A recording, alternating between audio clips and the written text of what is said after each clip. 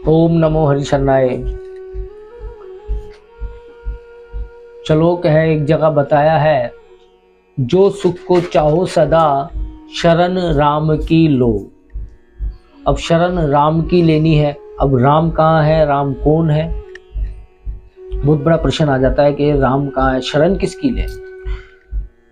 तो रामचरितमानस में पहले ही बता दिया कि प्रथम भक्ति संतन कर संगा, दूसरी रतिमम कथा प्रसंगा। कि प्रथम भक्ति ही, अगर आप भगत हो, भक्ति करते हो, परमात्मा का नाम लेते हो, तो प्रथम भक्ति ही आपकी स्टार्ट होती है महात्माओं संतों का संग करने से। अगर आप संतों महात्माओं का संग करते हो तो आपकी भक्ति आरंभ हो जाती है।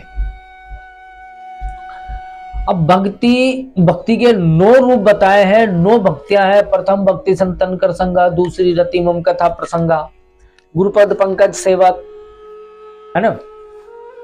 और भी 9 प्रकार की भक्तियां बताई इस प्रकार से। तो अगर हम एक भी भक्ति पर चले, हम एक भी भक्ति रामायण में से एक भी भक्ति चुनते हैं तो हमारा जीवन सफल हो जाता है, सार्थक हो जाता है। भक्ति करना इतना आसान नहीं है।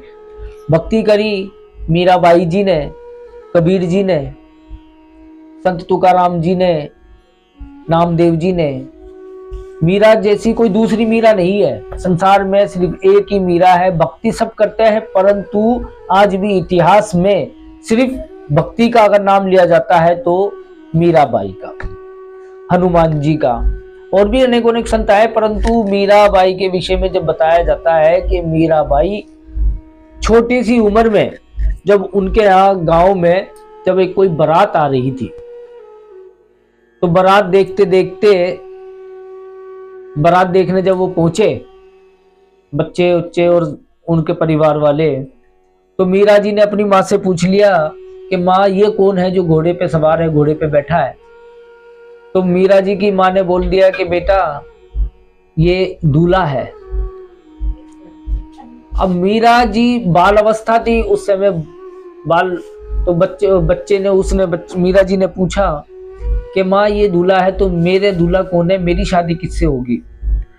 अब वो बच्चे को, जैसे आज भी बच्चों को पीछा छुड़ाने के लिए जैसे माँ बाप कभी फोन दे देते कि ये रख लो, या और कुछ साधन दे देते कि चलो बच्चे ना पीछा छोड़ते हैं, हम कोई काम कर ले। तो बारात देखनी थी माँ को, और माँ ने वो बोल दिया कि भाई तेरे जो दूल्हा है ना ये कृष्ण भगवान है। अब वो कृष्ण भगवान की मूर्ति उनके हाथ में दे दी कि ये है तेरे दूल्हे, बस इनसे बात करो। अब उनके दिमाग में बैठ गई कि हाँ मेरे पति परमेश्वर खाली भगवान श्री कृष्ण ही है। अब वो उस मूर्ति को लिए जवान हो गई, बड़ी हो गई। उसके उपरांत वो भक्ति उनकी इतनी दृढ़ हो गई कि उनको आगे पीछे कुछ नहीं दिखने लगा। समय बीतता गया और उसके उपरांत उनका विवाह हुआ राणा जी से। राणा जी को जब पता लगा कि भाई ये तो भक्ति विभोर है, भक्ति में मीरा जी भगवान श्री कृष्ण की भक्ति में बहुत है, और मीरा जी ने कहा कि मेरे पति तो भगवान श्री कृष्ण है, आप तो हो ही नहीं। तो काफी वार्तालाप हुई, कुछ बहुत सारी बातें हुई, हम इतना संक्षेप में नहीं जाएंगे।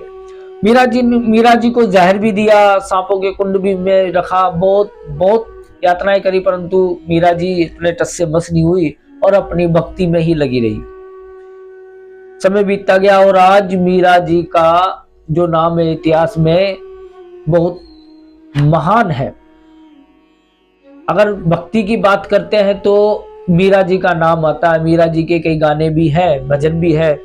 पायो जी मैंने राम रतन धन पायो, पायो जी मैंने राम रतन धन पायो। अब राम रतन धन कहां से पाया?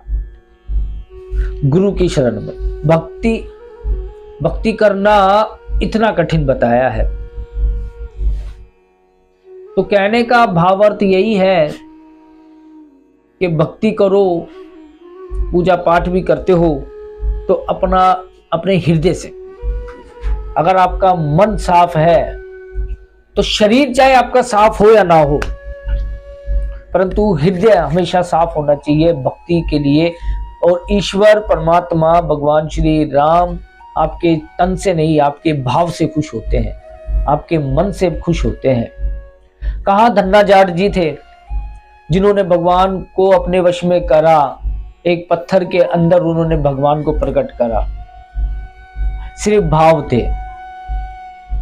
तुकाराम जी भी महात्मा थे, नामदेव जी जो संत महात्मा हुए, जो भगत हुए, उन्होंने एक श्वान के अंदर भगवान को देखा, एक कुत्ते के अंदर भगवान को देखा, और पीछे वो कुत्ता एक रोटी लिए लिए भाग रहा है भगवान, और नामदेव जी घी का कटोरा लिए लिए भाग रहे हैं कि प्रभु ऐसे मत खाओ, घी लगा लो। भजन भी है इसके ऊपर कि नामदेव ने पकाई रोटी कुत्ते ने उठाई, पीछे घी का कटोरा लिए जा रहे हैं। तो देखने वाली आंख है, जर्रे जर्रे में है झांकी भगवान की, किसी सूझ वाली आंख ने पहचान की। अनेकों अनेक संत महात्माओं की मिसाल देते हैं, अनेकों अनेक महात्माओं की मिसाल देते हैं। कबीरदास जी महाराज थे, एक समय की बात है बताता हूं। कबीरदास जी महाराज अपने भजन भाव कर रहे थे, भगवान पे विश्वास, परमात्मा पे विश्वास देखिए कबीर जी का। जहां कबीरदास जी महाराज सत्संग कीर्तन भजन किया करते थे, जिस कुटिया पे बैठ के, जिस स्थान पर बैठ के, उसी से 10, 15, 20 कदम दूर पर एक कोठा था वेश्या का। अब जो बुजुर्ग थे, जो भी गांव के जो सत्संग वगैरह करा करते थे, वो वहां बैठकर कबीर जी के साथ भजन भाव करा करते थे, कीर्तन किया करते थे। और उसी रास्ते से जो लोग बाग जहां उस वेश्या के पास जाते थे, तो उनको बड़ी नजरें चुरानी पड़ती थी वहां कबीर जी से, और कबीर जी के जहाँ सत्संग हुआ करता था। तो एक दिन बड़े दुखी होकर वो